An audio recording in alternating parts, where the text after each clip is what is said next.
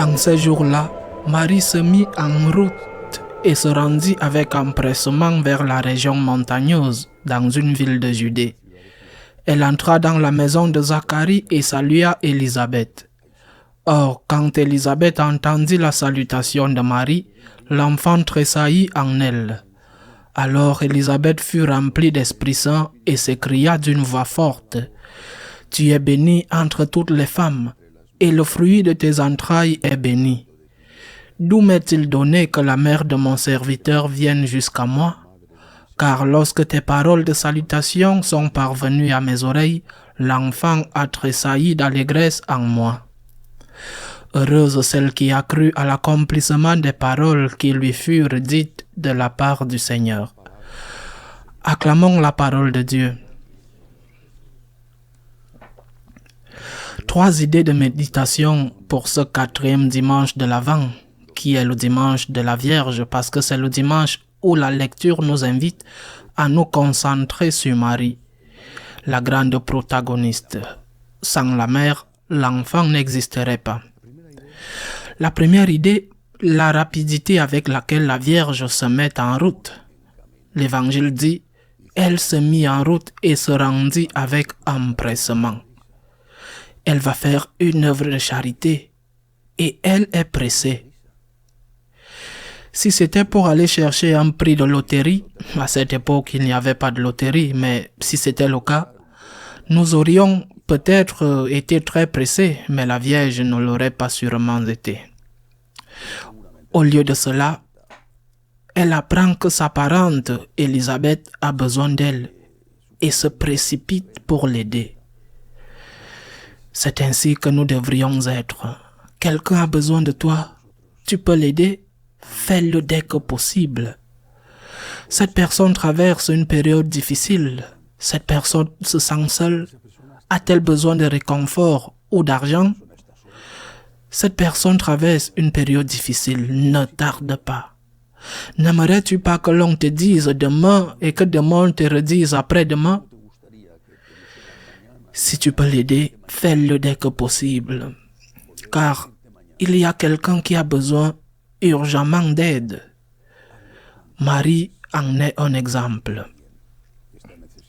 En outre, la première procession du Corpus Christi de l'histoire a lieu parce qu'elle y va avec son fils, son divin fils, son fils humain dans son sein, avec le Christ réel, le Christ déjà présent en elle. Elle y va pour rendre visite à sa cousine et accomplir une œuvre de charité. La première procession du Corpus de l'histoire a été accomplie par la Vierge pour accomplir un acte d'amour. L'acte d'amour d'accompagner sa cousine et l'acte d'amour de porter Jésus. Et cela a été reconnu par Sainte Élisabeth quand elle a dit « Qui suis-je pour que la mère de mon Seigneur me rende visite ?» Évidemment, avec le Seigneur inclus, elle lui dit qu'elle sait qu'elle est enceinte et qu'elle le sait parce que Dieu le lui a dit. Impossible qu'elle l'aurait découvert autrement. La deuxième idée est précisément cette première partie de la réponse de Sainte Élisabeth, l'humilité. Qui suis-je pour que la mère de mon Seigneur me rende visite? Lorsque nous recevons la communion, avant la communion, le prêtre dit « Ceci est le corps du Christ ». Et nous répondons tous en disant « Je ne suis pas digne que tu entres dans ma maison. Je ne suis pas digne de te recevoir. » Sommes-nous conscients de cela? Que nous ne sommes pas dignes? Qui suis-je pour recevoir la communion? Qui suis-je? C'est notre immense orgueil. Je ne dis pas infini, mais certainement très grand. C'est notre orgueil qui a tout transformé, manipulé pour présenter la communion comme un droit. Ce n'est pas vrai. La communion est un don et c'est un cadeau. Qui suis-je pour recevoir la communion?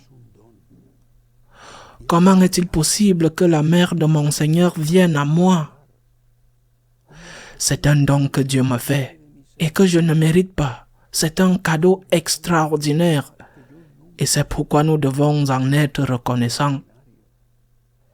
Si c'était un droit, nous n'aurions pas à être reconnaissants pour quoi que ce soit. Quand l'Église dit que les fidèles ont droit au sacrement, cela ne signifie pas que ces sacrements ne cessent pas d'être un don, mais qu'ils peuvent les recevoir précisément en remplissant ou s'ils remplissent les conditions établies. Par exemple, dans la communion, être dans la grâce de Dieu.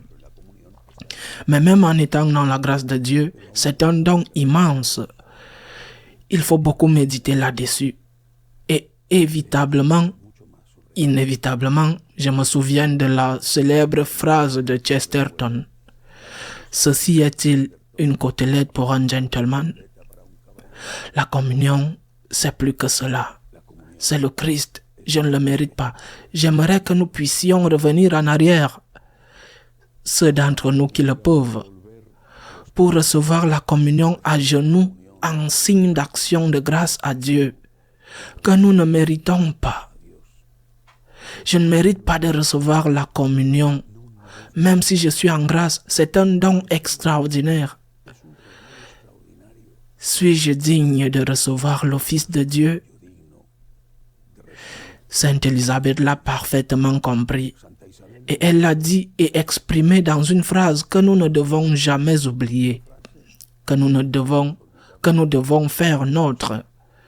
Qui suis-je pour que la mère de mon Seigneur me rende visite? Qui suis-je pour que je reçoive la communion? Merci Seigneur, parce que tu as daigné entrer dans ma maison, ma pauvre, humble et pécheresse maison. Merci Seigneur. La troisième idée vient aussi d'Élisabeth. Heureuse celle qui a cru, car ce que le Seigneur t'a dit s'accomplira. Celle qui a cru. En quoi la Vierge a-t-elle cru? Qu'est-ce que l'ange lui a promis? Est-ce que Gabriel a dit à Marie, lors de l'Annonciation, qu'il allait lui donner la fortune, des biens, des maisons, des honneurs, la célébrité, des applaudissements? Non, non. Il ne lui a rien promis de ce monde.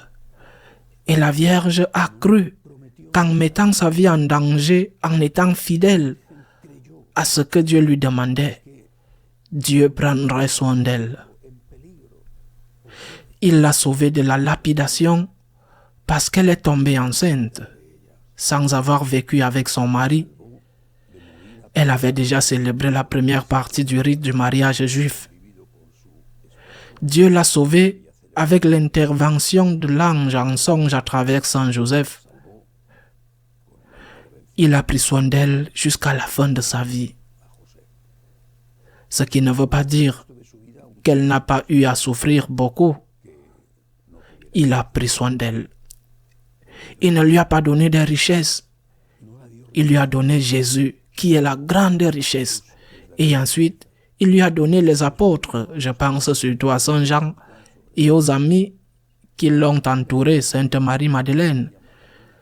C'était ses dons. Et la Vierge Marie croyait que Dieu allait vraiment être là, prendre soin d'elle, même si elle savait parfaitement le risque qu'elle allait courir en devenant enceinte. Elle croyait que c'était Dieu qui allait prendre chair dans son sein. Et nous, croyons-nous? C'est difficile pour moi. Il ne m'est pas difficile de croire à la présence réelle du Seigneur dans l'Eucharistie. J'en ai fait l'expérience tant de fois. Mais il m'est si difficile de croire à la divine providence quand je ne comprends pas, quand les choses échappent à ma logique.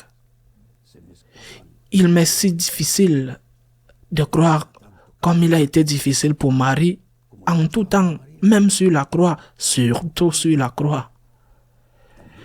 Et c'est pourquoi nous devons dire comme Marie, j'ai confiance. J'ai confiance en Dieu. Au milieu des ténèbres, au milieu de la nuit, au milieu de la tempête, quand le bateau coule, j'ai confiance en Dieu. Je me remets entre ses mains, j'ai confiance en Dieu.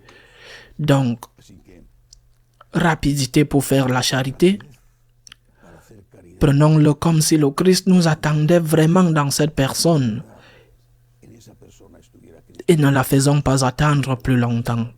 Humilité pour recevoir le Christ dans l'Eucharistie et enfin, confiance pour accepter ce que nous ne comprenons pas.